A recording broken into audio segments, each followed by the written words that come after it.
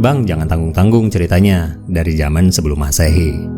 Bahas Israel Palestina itu bukan bahasan era Herzl, tapi jauh sebelum Utsmaniyah, jauh sebelum Umayyah. Kenapa bahas sejak zaman Inggris? Harusnya ditarik ke zaman Nabi Musa. Nabi Musa disuruh sama Allah keluar dari Mesir, itu kemana? Menarik. Tapi gini, seandainya kita tarik garis sejarah Palestina ini sampai pada suatu titik terjauh yang kita pikir ideal, kita tidak akan pernah bisa melakukannya tanpa menyinggung soal isu kemanusiaan. Kita boleh saja percaya bahwa 1000 tahun yang lalu, 2000 tahun yang lalu, kita berdiri di tanah nenek moyang kita pernah berjaya. Tapi selalu ada ribuan tahun ke belakang yang tidak pernah kita tahu. Dan memang bukan itu masalahnya. Bahkan ketika kita menarik garis pada agama-agama tertentu, akan selalu ada logika ketuhanan yang menyertainya.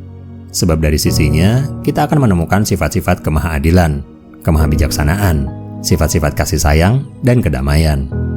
Bagaimana bisa kita saling menulis komentar, menukar pikiran, dan melempar pendapat dengan bahasa Indonesia yang baik dan benar, dengan ejaan yang disempurnakan, tapi melupakan sebuah kenyataan bahwa bangsa ini pernah dengan susah payah memperjuangkannya saat keadilan dan kemanusiaan itu pernah direbut dari tanah kita. Kemenangan dan kekalahan sejarah telah dipergilirkan di antara manusia, dan peradaban kita telah sampai pada pemahaman bahwa segala bentuk kolonialisme dan penjajahan harus dihapuskan dari muka bumi ini karena tidak sesuai dengan pri kemanusiaan dan pri keadilan. Kecuali dalam kapasitas sejarah yang kelam, rasa keadilan itu tidak pernah berdiri untuk memihak satu keyakinan atau etnis tertentu. Jikapun suatu agama benar-benar benar, maka kebenaran itu harus dan akan menyertakan sifat-sifat keadilan bagi setiap orang tanpa harus memandang keyakinannya. Semayoritas-mayoritasnya Indonesia, kita tetap berdiri dan akan tetap berdiri bersama-sama dalam keberagaman kita. Kita, manusia, adalah entitas yang berdiri dengan rasa kebenaran subjektif yang mau nggak mau harus berbagi tempat dengan semua perspektif yang ada. Sebab jika tidak, maka sifat kebenaran itu sendiri telah terdistorsi oleh ego dan ketidakmautawan kita pada ketidaktahuan kita.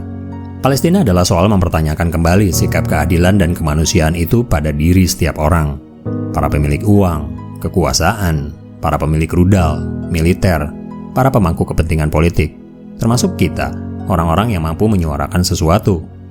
Kita pernah belajar pada Adolf Hitler tentang bagaimana sikap superioritas bangsa mereka membawa kehancuran bagi seluruh dunia. Kita seharusnya belajar sesuatu tentang apartheid dari superioritas pemerintahan kulit putih yang otoriter di Afrika Selatan pada tahun 1948. Kita bahkan seharusnya lebih tahu soal ini dari siapapun, sebab bangsa kita pernah merasakannya sendiri selama penjajahan Belanda di Indonesia. Kita seharusnya belajar lebih dalam tentang Zionis dan sikap eksklusivisme bangsa ini. Saya katakan Zionis pada sebagian orang-orangnya sebab tidak semua Yahudi adalah Zionis, dan tidak semua Zionis memiliki pandangan yang sama soal ini. Manusia adalah manusia, terlepas dari hitam, putih, sawo matang, sipit, keriting atau lurus. Terlepas dari bumi yang sedang dipijaknya dan langit yang sedang dijunjungnya. Sebab pada setiap agama manapun, dengan pemahaman yang benar, kita akan melihat bahwa Tuhan mengajari manusia tentang kesetaraan, kemanusiaan, dan kedamaian, dengan menguji mereka pada batas-batas di mana rasa kekuasaannya suatu saat akan bertemu dengan kenyataan eksistensinya yang fana,